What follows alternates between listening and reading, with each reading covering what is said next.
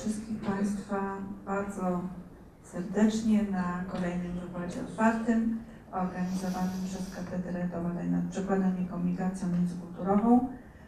Wykłady, tak najogólniej rzecz biorąc, poświęcone są teorii i praktyce przekładu. To jest kolejny wykład w tym semestrze, będą też następne. Jeżeli Państwo zostaną jeszcze po wykładzie, to pokażę Państwu slajdy, jakie następne wykłady planujemy do końca roku akademickiego. A teraz już witam naszego gościa, wykładowczynię, panią profesor Marię Piotrowską. Pani profesor jest pracownikiem Katedry do Badań nad Przekładem i Komunikacją Międzykulturową na Uniwersytecie Jagiellońskim, ale także jest kierownikiem Katedry Dydaktyki Przekładu na Uniwersytecie Pedagogicznym. Jest pracownikiem i jest kierownikiem. I żeby nie przedłużać, zaczynamy wykład i oddaję mikrofon pani profesor. Thank you, and thank you all for coming. Ideas do not come out of thin air. My ideas haven't come out either. And one of those ideas is the idea of a palimpsest, which I would like to focus on briefly. Before I do that, I would like to dedicate this lecture to late Chandler Hervey, a great linguist, anthropologist, teacher, friend, and inspiration, whose untimely death in 1997 stopped his thinking translation. I will come back to that later. So the idea of a palimpsest. To dwell on the idea for a moment, let's have some details. The inspiration comes from an exhibition. It's both a title of the exhibition and a piece of work, a piece of art that you've just seen by Grzegorz Bienias, a Krakowian artist whose exhibition is held at Miasto Sztuki, and the painting is made in the technique of acrylic, oil pencil and collage. And this last idea, namely the technical component of collage, is of particular interest to me. And to further explain why I start with something as strange as a palimpsest, let me just give you a brief context for the meaning of this painting technique.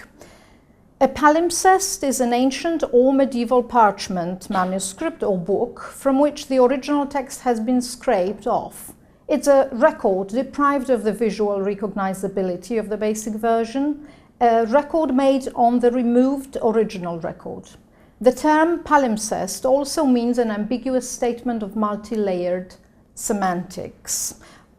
Reference is given. It's a quotation from an introduction to the catalogue at the exhibition.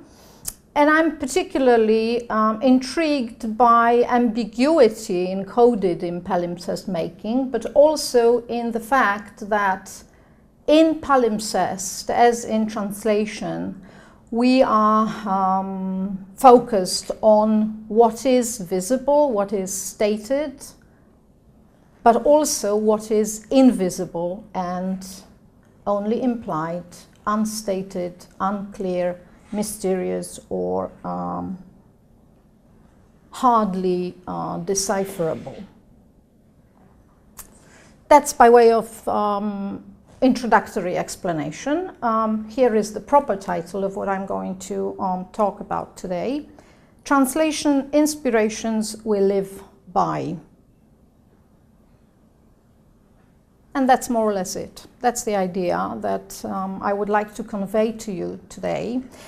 The idea that has been built on the grounds of years-long experience in doing translation, also in teaching translation and studying it. Scholarly interests go hand in hand with the practical activity of translation, and all of that builds something like a mental landscape that we might be interested in investigating.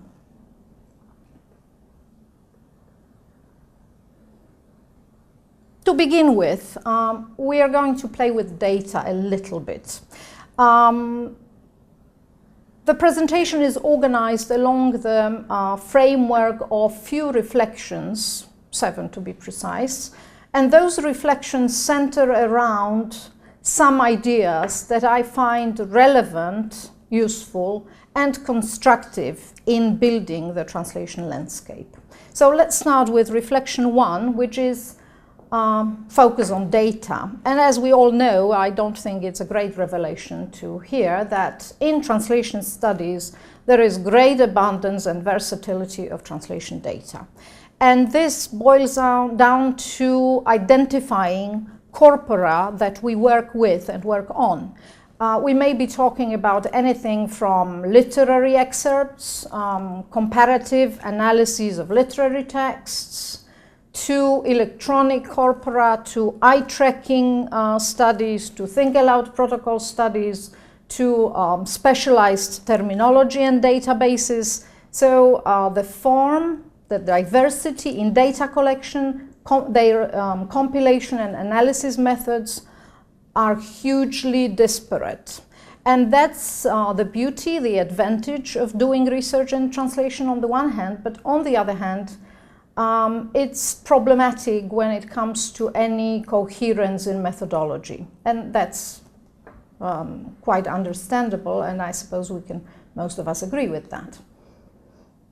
In analyzing research models, the basic introduction was given by Andrew Chesterman in 1997 in his useful and relevant textbook, methodological translation textbook titled The Map, where he mentions those 3 basic translation process research models: comparative, process, and causal.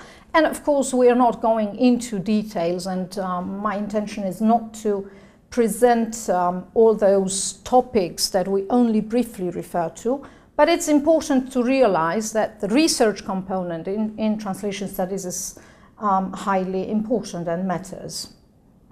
In this presentation, what is happening is really a synergy. It's something like an impressionistic landscape that creates what we might call practice searcher's biography. And of course, I'm referring to the ancient Gilles, not Gilles who is ancient, but his statement that he used some decades ago, and this label of a practice searcher idea has been circulated in translation literature for, as I said, 3 decades almost. So it's the idea that when we do translation, when we do research in translation, we're both translators usually, not always, but it's a typical context, and we do the research, so we're in both functions, so to speak.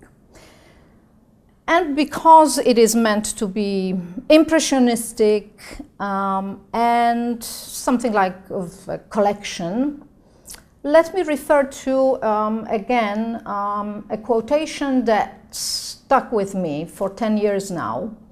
I heard those Stuart Campbell's words at his lecture at the University of Manchester in 2005, and I sometimes use it when I explain to students relevance and usefulness of working on corpora in their research projects, such as MA thesis, for example. When we undertake a research project, we develop a complicated relationship with our data. We collect it, check the ethics of using it, manipulate it, store it, share it with others, find new ways to squeeze more knowledge from it, and often worry about it because it is the wrong kind, or there isn't enough of it, or it isn't telling us what we thought it would. Sometimes people even make it up or quietly discard the bits that don't fit. That's dishonesty, academic dishonesty, to put it bluntly. Getting the relationship right can make a project or break it, and I suppose in each of our individual studies that we do in translation or about translation, That's the whole point, to find a corpus, to find data that would be appealing and that would be motivating, to make the best use of what we are working with. And it's one of those motivational aspects that should be taken into account when we want to investigate translation. To find a niche and find such data that are user-friendly to us, each one of us, individually. And today's landscape is something of a friend to me, or has been for some time. Data is, in translation, is inspired. We can't leave data aside without manipulating it and without organizing it and analyzing it. In approaches to translation, of course, there are very many philosophical paths, epistemological paths that we may take. And I think that one of the important approaches, definitely, is the cognitive approach. And I don't think it would be relevant to even try starting a discussion on the Polish contribution to cognitive linguistics. And everybody can identify the name responsible for translating the ideas, cognitive ideas, on the Polish ground of translation studies.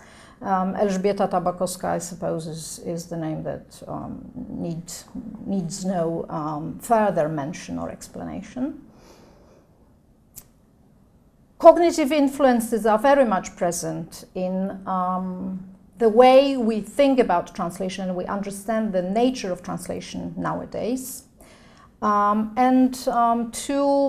focus on just a few cognitive ideas inspiring translation, let me say that cognitive thought in a way underlies the philosophy of continuum. And this philosophy of continuum, in brief, abandoned strict boundaries between rigid categories such as translatable versus untranslatable, good translation versus bad translation, and replace this compartmentalized divisions by gradation and saturation of certain features that are present in translation. And that's why we try to avoid being very straightforward in how we perceive those strict categories when talking about translation. Translation thought is ubiquitous, and that's how we think, those of us who are believers in translation, think about translation, and that's also a certain reflex from cognitive linguistics. Ways of conceptualizing are very important. We wouldn't really be able to understand another point of view without realizing the differences in imagery, the differences in the cognitive framework and mental schemes, those possessed by the original author, translator, and finally recipient of the target text. What we easily observe in discussing translation is a very strong metaphorization of the discourse on translation. In other words, it's very, very noticeable in the Polish discourse of translation. When we talk about translation matters using metaphors, and my allusion to, encoded in the very title of this presentation, is by no means unpurposeful or accidental. Lakoff and Johnson's metaphors are so much present in our cognitive thinking and subsequently in translation thinking to some extent, that I took the liberty of a small transposition here.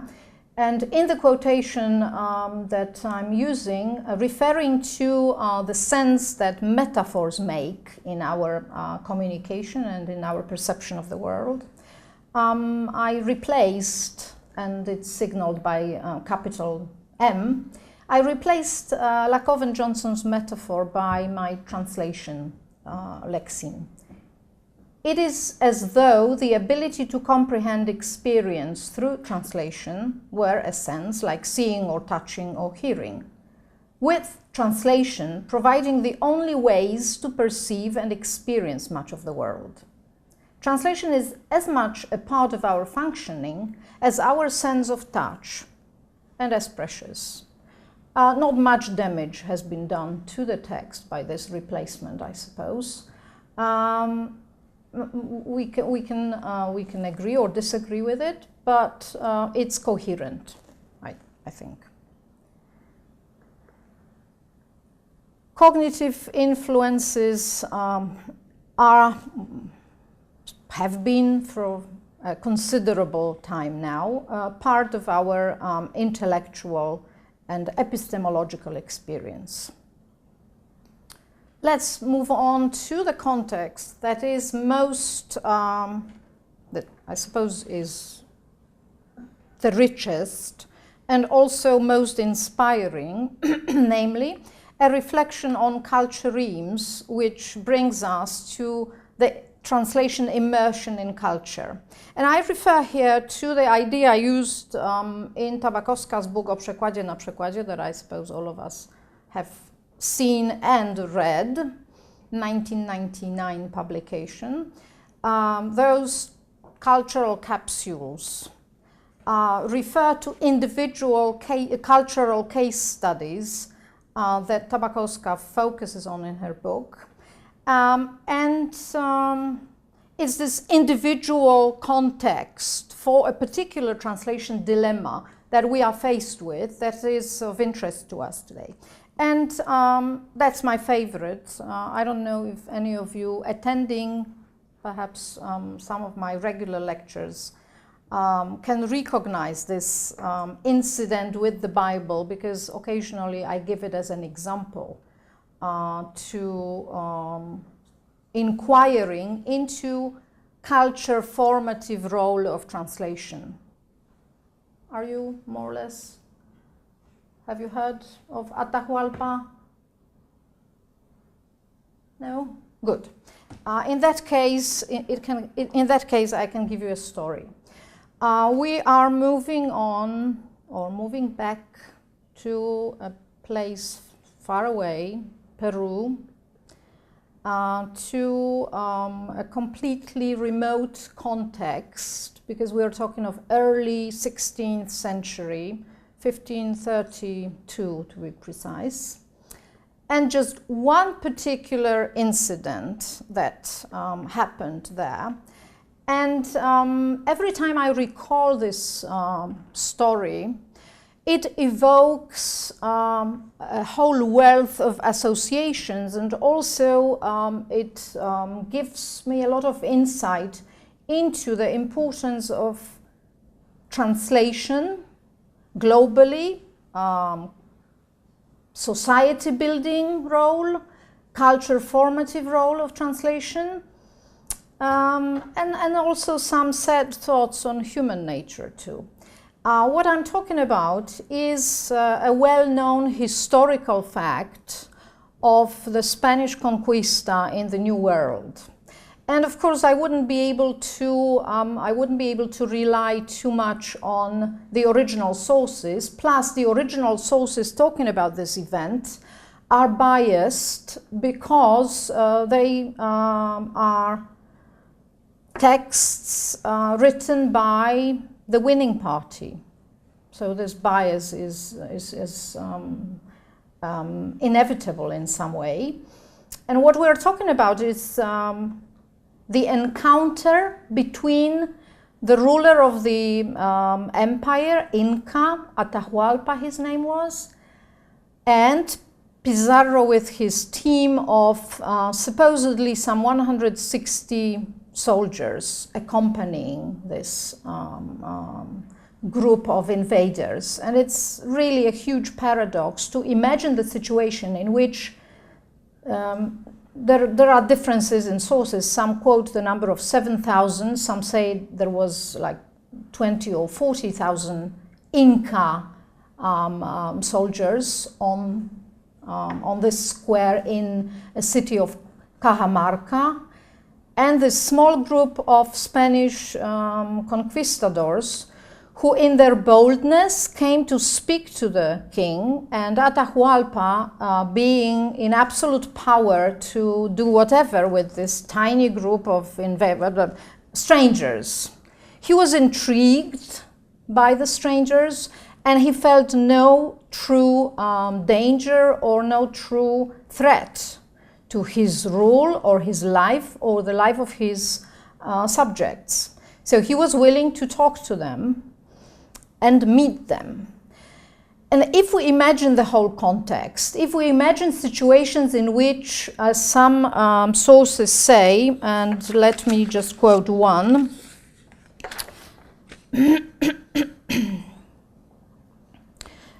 it's an addition to the Polish Rzeczpospolita, that Gazeta Wyborcza, that published relations on historical battles some time ago, and there was a mention that the Spaniards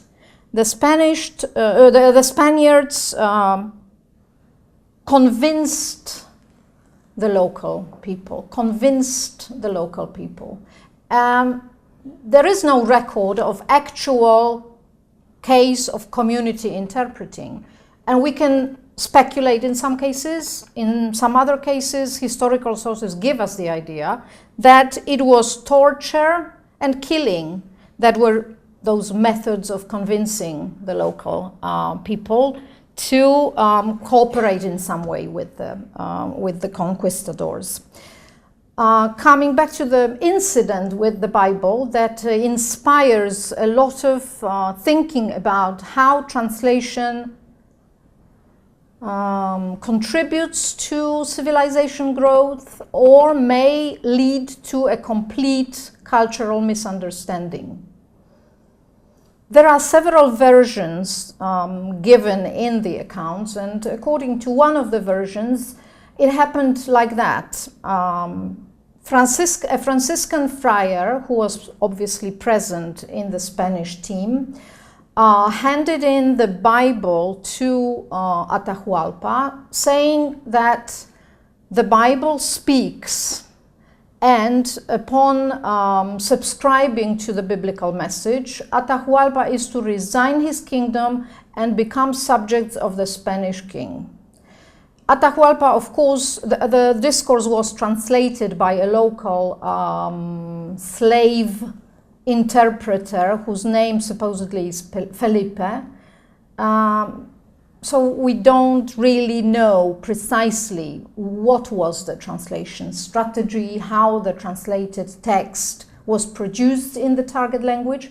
What we know is the consequence of the deeds and the fact that Atahualpa, understanding the message literally, took the Bible, put it to his ear, and of course could not hear anything, which led to his discontentment, and ultimately, with disappointment, he threw the book to the ground, which was an insult to the Christian party, and it was a pretext to start the battle and a total massacre of the local population. The number of victims reached several thousand, which in comparison to few Spanish casualties is a huge number, of course. Another version says that it didn't happen like that, not exactly. Atahualpa offered a local holy drink to the Spaniards, and the drink was refused. They were not certain what it was. Maybe it was poison, so they didn't want to drink it. And because it was perceived as an insult, on handing in the Bible, Atahualpa did the same. He refused it, and the whole misunderstanding inspired conflict. And as I'm saying, of course, it was a pretext. Probably military moves would occur anyway. However, if we focus on understanding the translation discourse in this particular situation, we might have some idea about how important translation is, has been, always was, and was at that particular moment. Translator's voice is unrecognized.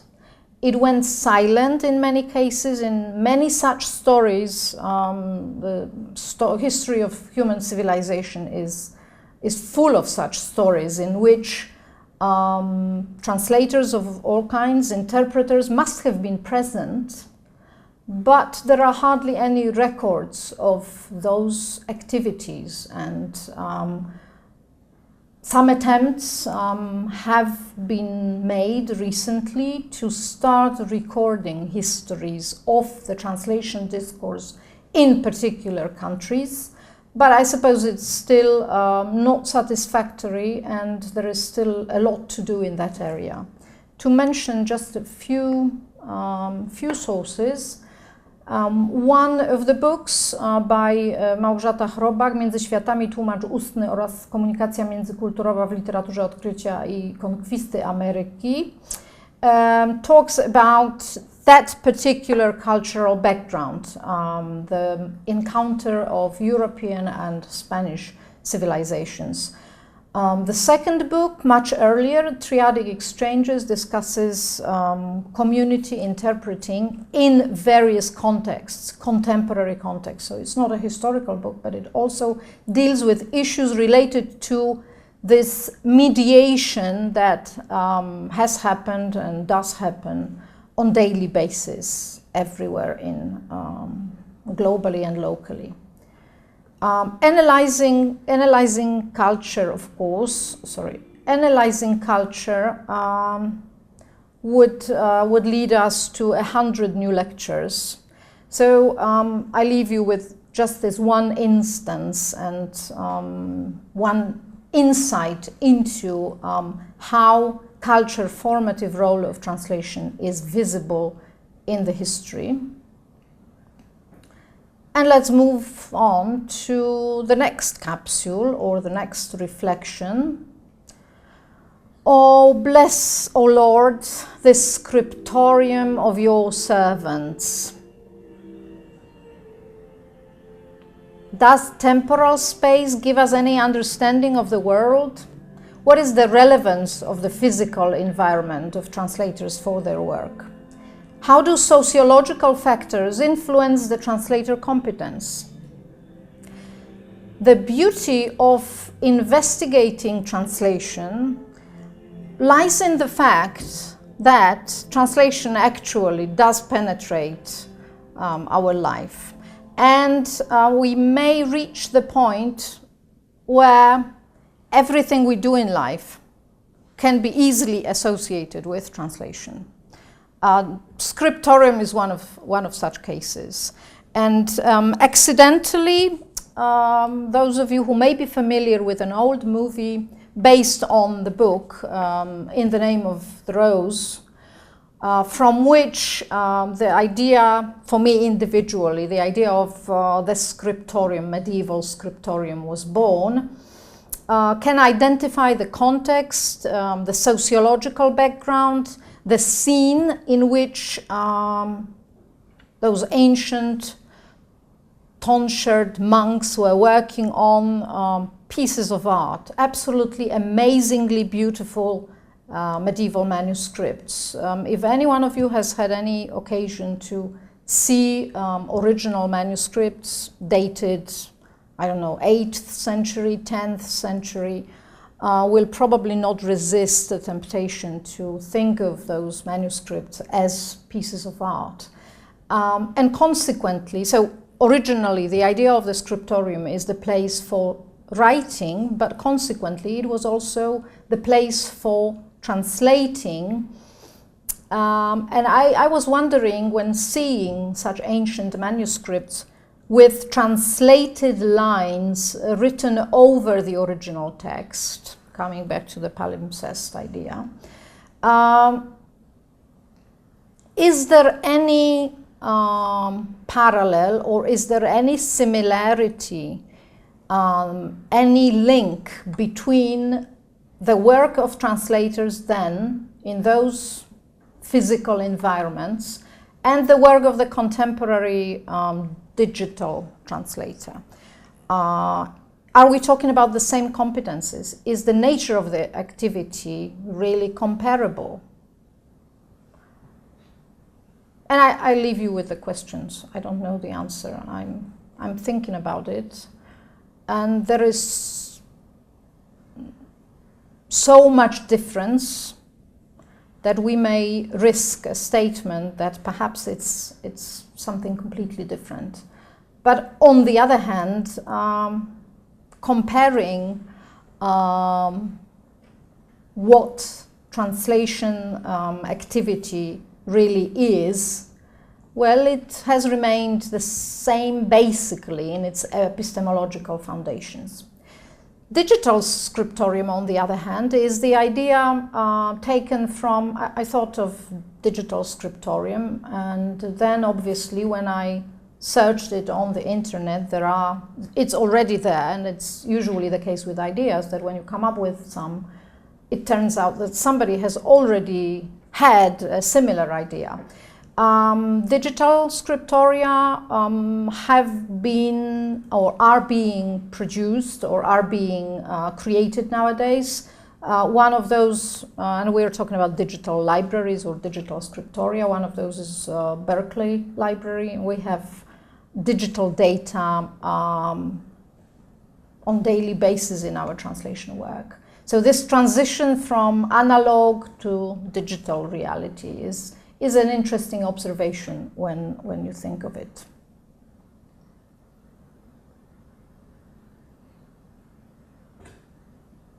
Moving away from sociological contexts, physical environment in which the translator works, to another dimension, brings us to reflection 5, and one of the crucial ideas, I suppose, that we can encounter in the actual translation practice, namely the idea of strategic translating or decision-making process of the translator. And again, the image of a chess player here is not accidental. It's one of those allusions, and also one of the metaphors, frequent metaphors that we use talking about the translator's decision-making process. Let me refer to a seminal text by Iji Levi in which this metaphor appeared for the first time and has spread since. We may think of translation as an intuitive activity, or on the other hand, we may think that there are phases in the translation process during which we take deliberate decision. And the idea of decision-making, strategic translating, is all based on that assumption. That when we translate, it's not all about illumination, insight, intuition, artistic mental work, if anything like that exists. But part of it may be due to our rational behavior, predicting certain consequences of translation decisions we take, and analyzing the process consciously, focusing on the problems. That area is particularly important in learning the skill of translation. If we believed that translation is only an inborn talent, of course, us sitting at lectures and enrolling at translation courses or translation schools or any form of education would be useless, redundant, unnecessary. Fortunately for the whole educational context, the assumption is that there is something like a skill of translation. So part of what we learn when we try to become translators is learnable, and hence the idea of strategic translating introduces this element of rationale. The model presented in the compensational model for strategy and techniques in teaching translation, which encompasses those strategic elements, was created as a working model for didactic purposes. So the first thought was to have a model that would be functional for learners, for translation students. So the indicators for the model, it's a two-level model. We have the hierarchy and a general, global strategy, which is an approach, the translator's approach to the assignment or task. And again, we understand translation assignment as a larger entity than a translation process or act. And then in line with the strategy, we are talking about techniques and procedures. So strategy is text type oriented, macro goal oriented, contextual, because it refers to the whole text. It's mental, global, because it's planned sequence of actions. On the other hand, technique, which is synonymous with procedure, is problem-oriented, so it's local, micro-goal-oriented, unit-focused, physical, and molecular. Such an approach to the understanding of the two terms is in line with some basic translation assumptions presented, for example, by Turi, by Holmes, and other translation scholars.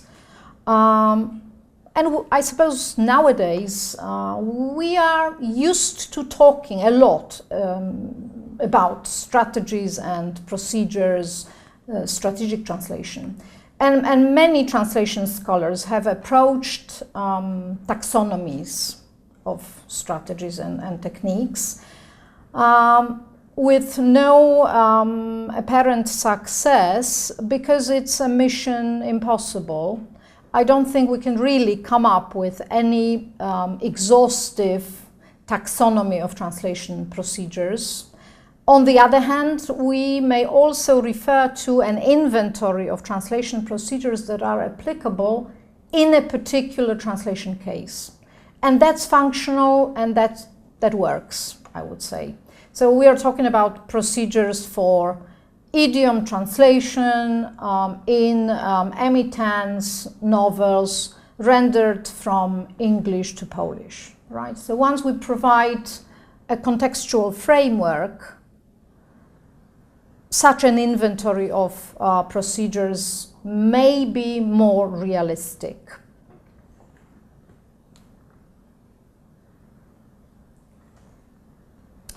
And back to the inspirations. The whole idea of strategic translation, in fact, I think originated in my case in an encounter and some teaching experience with the author of Thinking Translation series, Shandor Hervey.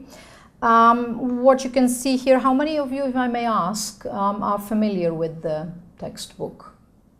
Thinking German, French, Spanish, Italian, or Arabic translation. It's not so widespread, not many. It's not so widespread in Polish, in Poland. In fact, I was quite happy when I managed to get 10 copies of the book for my teaching purposes, something like 20 years ago. Because on the Polish market in early 1990s, translation textbooks were basically non-existent. So having a textbook, a renowned English textbook for translation practical classes was a luxury. And a luxury to be appreciated because, in fact, I think the textbook makes excellent sense. To start with the whole notion, with the title of the book, which is beautiful, and the content of the textbook, in spite of its 20 years on the market, 20-something years on the market. The first version on the French-English pair was published in 1992. In 3 years' time, 2 other language pairs appeared, English-German and English-Spanish. In 2000, it was Italian, and 2002, English-Arabic translation. So in other words, this methodological textbook has the English core and then a lot of exercises based on those particular languages.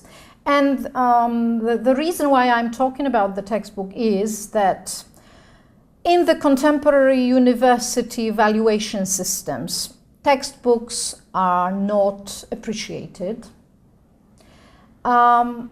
Whereas I think good textbooks, such as this one, really make sense. They are helpful and they inspire people. They help us understand certain notions and ideas.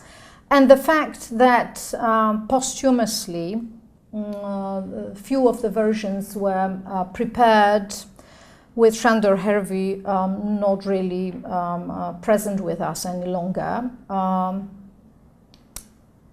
But it's still used and it's still being published, means that in spite of those 2 decades, it's up to date and it presents certain ideas and it clarifies translation phenomena in such a way that it allows this textbook to live. To contextualize it a little bit more and to give it a sense, a personal touch in a way, let me refer to the correspondence with the author. 1994, Hervey mentions pedagogy of translation and also the field of translation studies.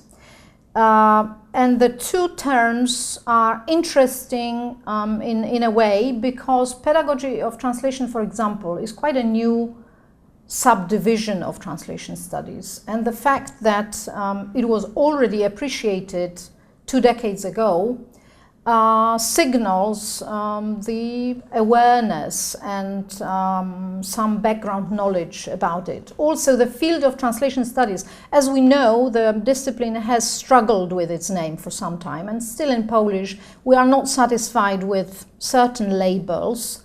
We use przekładoznawstwo, we use translatoryka, we use translatologia.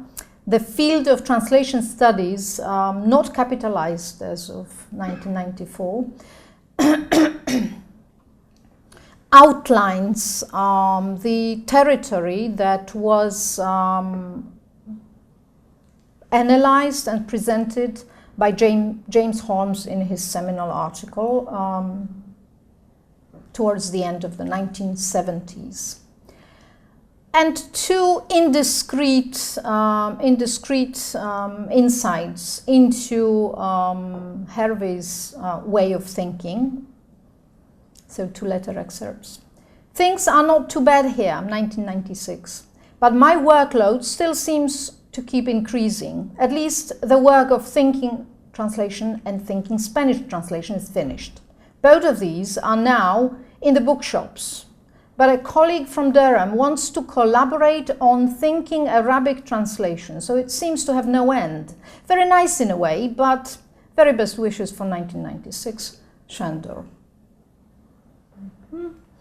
And another, it's undated, but I think it was 1996, a handwritten letter.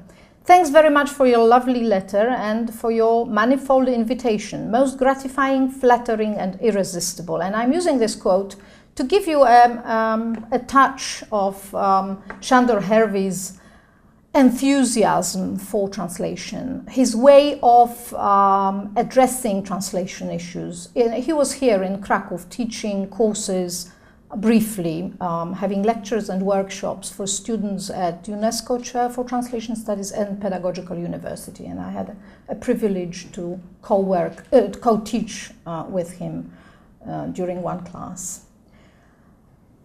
Could do a workshop on aspects of it, perhaps with the title Translating Social Registers, Exercising Freedom or Taking a Liberty. What do you think? For the teacher training college, I might do something practical, say the problems of self-projection in a tourist brochure. Don't we find that still relevant and modern even today? I mean, wouldn't we like to have a subject like that? Problems of self-projection in a tourist brochure, still relevant, I suppose, where the local organization needs to convey a pleasant image of itself to incoming tourists. We had a very interesting class on this topic about a month or so ago in my course here. And here means St. Andrews University in Scotland. Again, let me know your reactions. Chandler Harvey was an inspiring author, and he was a great teacher who was so eager to share his enthusiasm for translation with his students.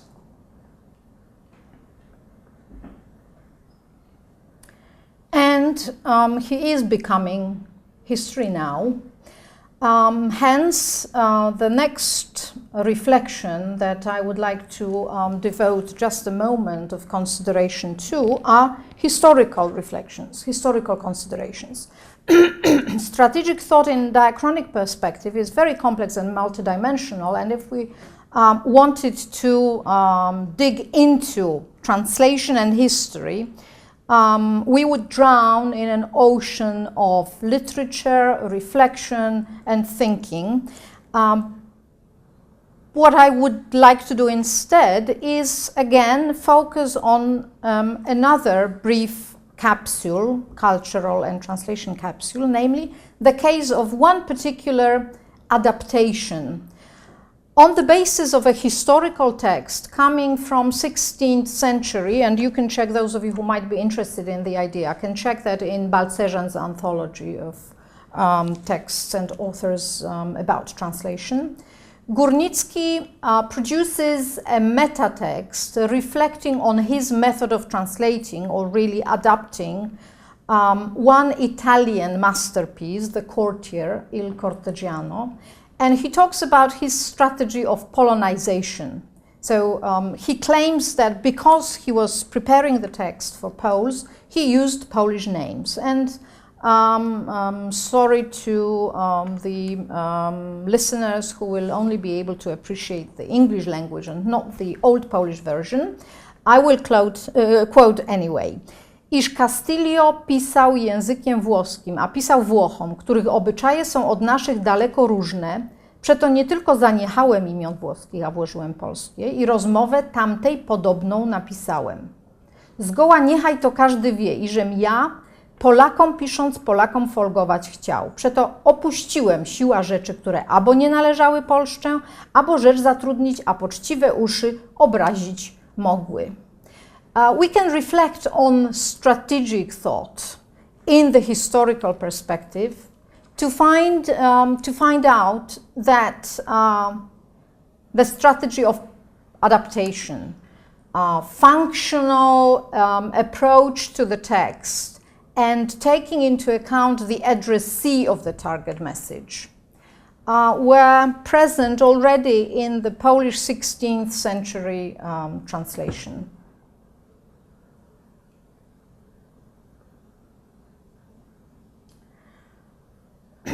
We're slowly trying to come to grips with this reality of translation by accommodating all those apparently disparate components together to conclude and to see in the final seventh reflection that there are two phases of translation, in a way, at least two phases, and those two were taken into account today, namely sociological and psychological aspects of translation. It's a trivial statement, and yet so true. On the one hand, we have the scene of translation with its all actors. So we take into account physical environment, we take into account historical events, we take into account cultural embedding and all those factors that build the countryside or the landscape externally. And they are highly relevant. For example, when we are talking about Polish literature translated in the first half post-war period, 50s and 60s in Poland, taking into consideration the communist regime and ideological influences is absolutely inevitable and indispensable if we want to understand certain strategic solutions that translators used. And that's one piece of the story. Another piece of the story is probing into the so-called black box, everybody familiar with that metaphor, and psychology of translation, or psycholinguistic inquiries into the translation process, have been done with think-aloud protocol methods, but also with more recent methodologies, such as, for instance, eye tracking and various forms of analyzing what happens when we translate. Although the whole issue of inquiring into psycholinguistics is rather challenging, also because of technological aspects.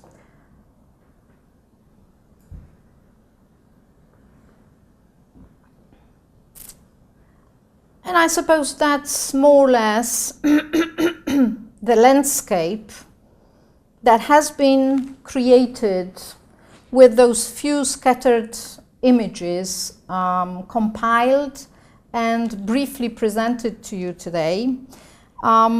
When we consider what's really important when we teach translation, or when we try to understand translation, when we do research on translation, do we need rules, hints? Do we need error analyses? Do we need suggestions about improvements? Or perhaps we need some inspiration?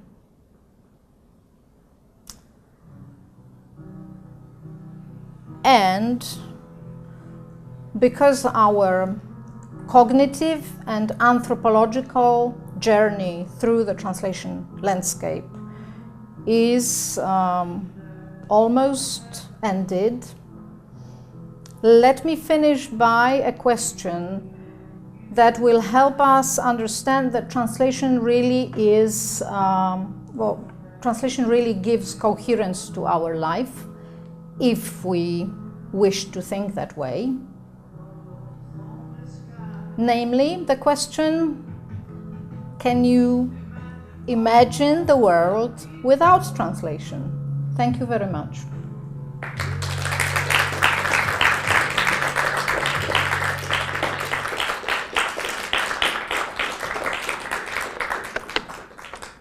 And of course, if you have any questions or comments, you are most welcome to ask them.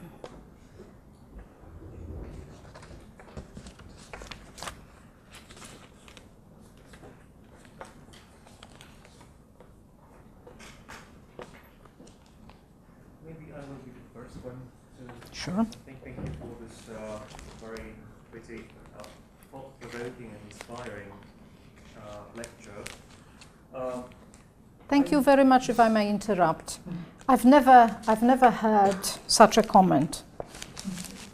Pretty lecture. That will be my new inspiration. Thank you. Pretty thought-provoking lecture. Okay. No, it's Prezi. It's not me. It's been both pretty for the images. Observing and for listening to in all the aspects of yes, and listening. I mean, listening to you and listening to all the background that we could listen and to. Before I let you ask the question, that's where we are. We've entered the multimodal scene of translation, so we need images, I suppose, for living. Sorry. Okay, I'm ready for your question. I just wonder if, and I love this idea of thinking about translation as a continuum and thinking about type text as a sort of different, possible aspects of text continuum. And this of course derives from cognitive psychology, and as you said, from the work of Eleanor Roche and other cognitive psychologists. I wonder if when we think about translation and interpreting, this is something that, that there is some borderline, or there has been some borderline, even among the translation trainers and interpreting trainers. And what you said about the Indians and the Pizarro, for instance, this was obviously a case of interpreting. Right? Community interpreting. It was community interpreting. But on the other hand, I thought about translation as sometimes being a means to some other end than communication. What we could see with the Indians, and I thought also about Chinese emperors who, for instance, even if they knew exactly the language of the messengers coming from another country, they employed the community interpreters just to have some extra time to respond. So that was the means to some other end. But I also think about now the advances of technology at the moment, and I think that the new tools such as speech recognition allows us to make the borderline between the translation and interpreting get a bit hazy, a bit blurred, and now I wonder about the different sort of strategies on this horizontal level, this continuum. Do you think that this strategic thinking, these translation strategies could in some way be moved to interpreting strategies? Is there anything like strategic thinking in interpreting, or do you think that this could also be put there? I mean, this discussion, it could also to interpreting. Thank you very much for your question. In fact, it's a wealth of questions and a lot of problems involved. Let me refer first of all to this cognitive background when it comes to the philosophy of continuum and Mary Snell Hornby's integrated approach to translation studies, where she gives the model in which the boundaries between types of texts are abolished. So that's one thing. Another thing is, when it comes to the division and implementation of strategic thinking in the context of the oral modality, it seems quite logical to me.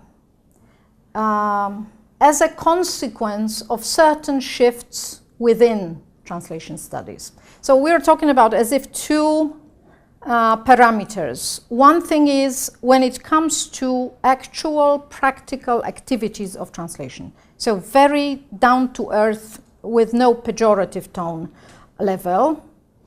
We need to be very specific, okay? And in that case, the way we implement the strategic process for written texts would be completely different.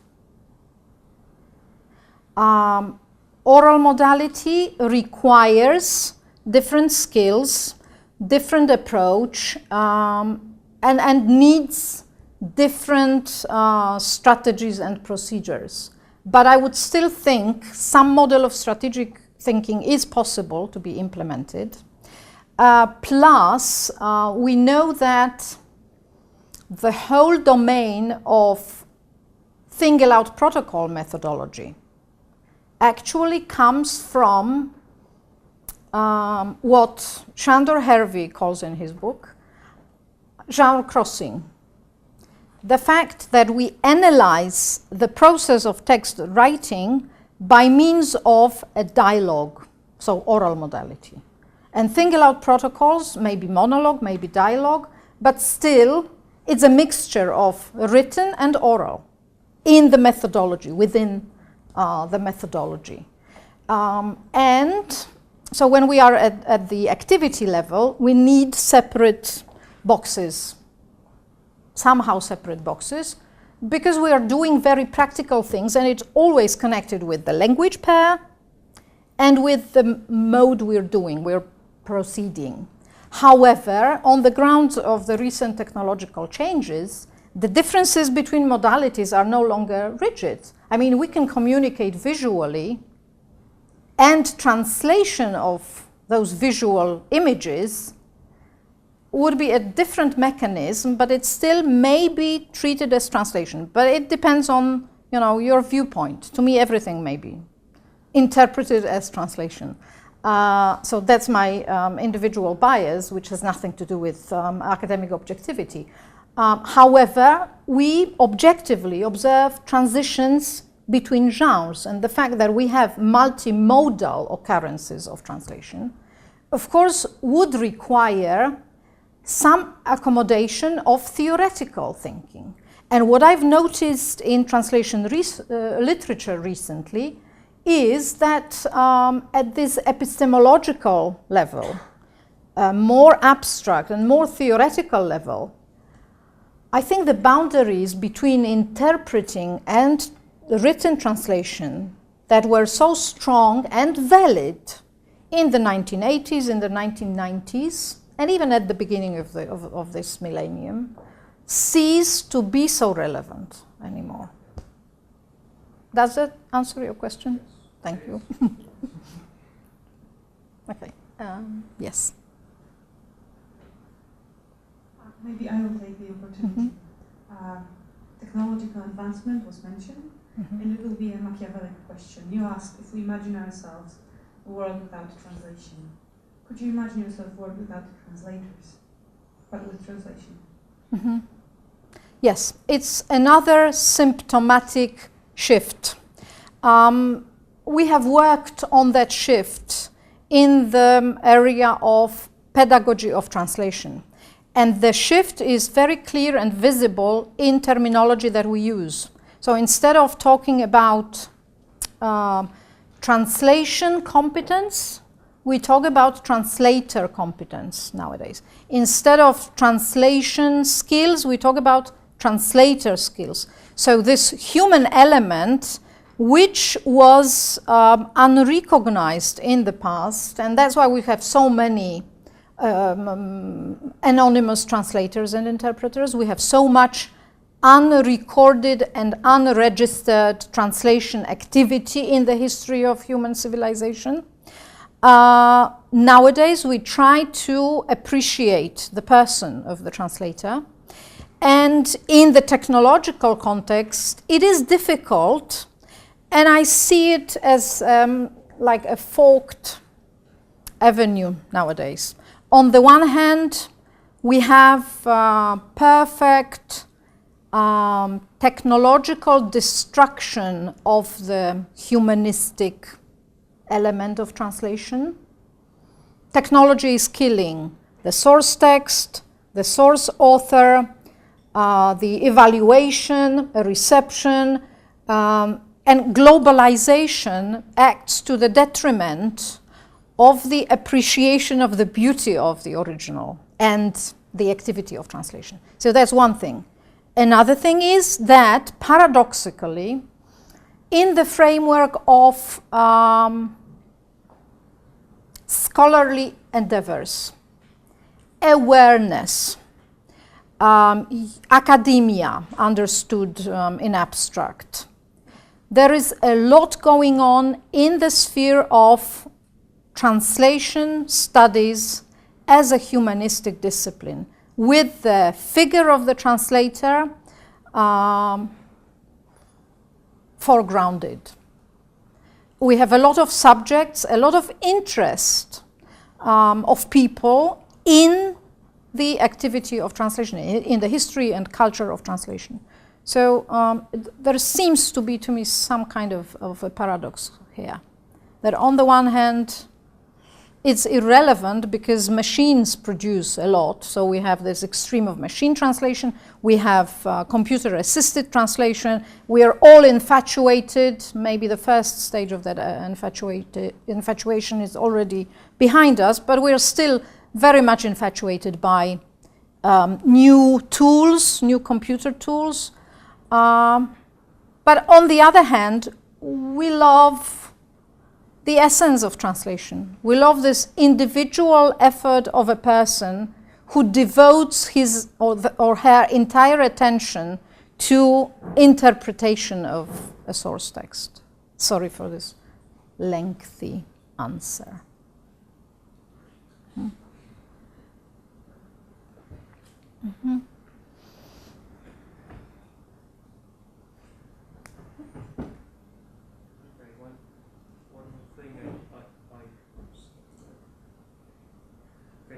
I totally agree with you in that the whole beauty of translation is that it's human activity and it's made by humans for humans, and that's the beauty of it. And I think that all the translation scholars, when they think about translation, they mostly think about translation being done by humans for humans. So the more the more there is this, tools and computers and other technological advancements, the less there is this human activity. Unfortunately, I mean, this is one of the problems. I totally agree with you. But I also, when you mentioned Górnicki's translation, I thought that some ideas of translation and some strategies of translation have been the same. I mean, this exoticization or foreignization versus domestication, adaptation, that's been the same thing for some time. Do you think that from the diachronic perspective, all the strategies change?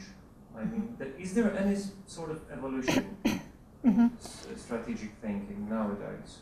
Let me quote one of my doctoral students who says that in translation, informally, in translation studies, we're constantly, all those authors, they are constantly talking about one and the same phenomena, only using different names. And there is something to it. I mean, there are certain threads in translation theories that appeared ages ago and are still valid. And I would say, I don't know, Cicero's idea. For 2,000 years, we're still considering whether it makes sense for sense translation, or perhaps we should stick to the literal. And literalism as an idea in computer-assisted translation is so important because we are bound by the very structure of the text, which in essence is the nature of literal rendering. So again, it's a complete paradox that in the most innovative approaches, in fact, we are using the most simplistic ideas about how to understand the coherence of text and its structure. On the other hand, at the detail level, the change is inscribed in the translation activity. And I always refer to one case during my teaching practice. One of early texts that we did 20 years ago as a start in translation, in practical translation, was rendering three pepper, I remember the title even of the text, three pepper salad, and I used it in the textbook. Three pepper salad. And it was a legitimate problem for us with a group of students because on the list of ingredients there was feta. And I asked, I don't know, 10 students in the group, nobody knew what feta was 20 years ago, and it's true. So the particular changes, because we would not have feta, but we would have something else. Like a few years ago, 3 years ago, we wondered about what sustainability is. And now it's no longer a problem. So It's good. the problem as such remains the same. We have a need for a synonym because we do not have an item in our reality. So the general problem stays the same, but you swap the components, so to speak. If there are no more questions, thank you very much for listening and attending the lecture. And see you at other Chair for Translation and Intercultural Communication lectures. Thank you.